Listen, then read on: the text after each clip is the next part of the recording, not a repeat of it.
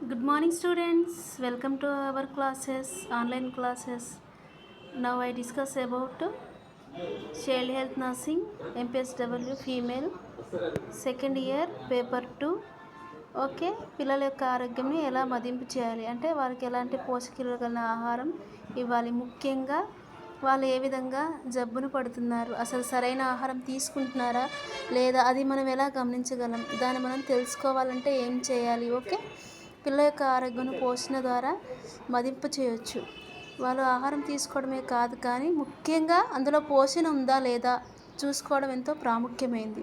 హీన పోషణను నివారించడానికి ఇది ప్రాముఖ్యమైనది. హీన పోషణ నివారించడానికి ప్రాముఖ్యమైనది ఎలా అంటే ఈ క్లినికల్ ఎగ్జామినేషన్స్ ద్వారానే అది మనకు తెలుస్తుంది.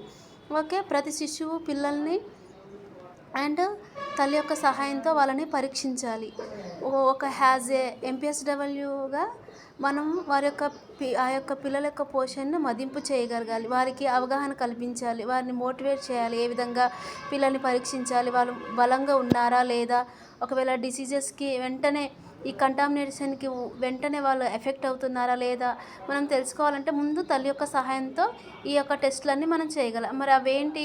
Clinical examination, anthropometric examination, laboratory and biochemical examinations, dietary examinations అంటే ఆహార పరీక్ష, and the study of vital statistics and assessment of ecological factors. Okay, ఈ టెస్టులన్నీ మనం చేయగలిగినప్పుడు ఆ యొక్క బాలుడి యొక్క ఆరోగ్యం మనం తెలుసుకోవచ్చు. ఆ చైల్డ్ ఎలా ఉన్నాడు, ఎటువంటి పరిస్థితిలో ఉన్నది మనం తెలుసుకోవచ్చు. అండ్ ఒకవేళ నిజంగా పోషక విలువలు లేని ఆహారం తీసుకుంటున్నాడా, తనకి మనం పోషక విలువలు అందించే ఆహారాన్ని ఇవ్వగలగచ్చు. ఓకే, మామూలుగా అసలు అయితే జనరల్ అపీరెన్స్ ఏంటి, నార్మల్గా ఒక శిశువు బిల్డ్ అవ్వాలంటే, ఒక చైల్డ్ బిల్డ్ అవ్వాలంటే, ఒక చైల్డ్ ఎదగాలంటే ఏం చేయాలి?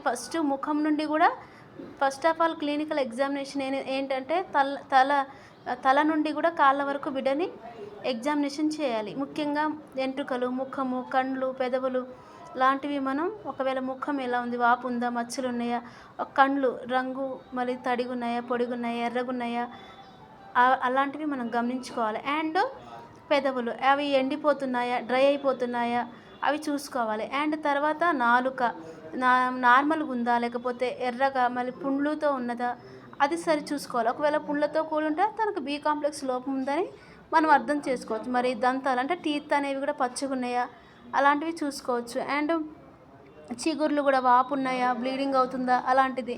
అండ్ స్కిన్ అనేది నార్మల్గా ఉంటుందా, డ్రైగా ఉంటుందా, అది ఒక ఎగ్జామినేషన్. ఈవెన్ గోర్లు కూడా అవి కూడా ఏ షేప్లో ఉన్నాయి, స్పూన్స్ వేపుడు ఉన్నాయా లేకపోతే ఏ విధంగా ఉన్నాయో గమనించుకోవాలి. కాళ్ళల్లో కూడా వాపు లాంటిది ఉందా, ఇలాంటివని మనం తెలుసుకోవచ్చు ఈ ఎగ్జామినేషన్స్ ద్వారా.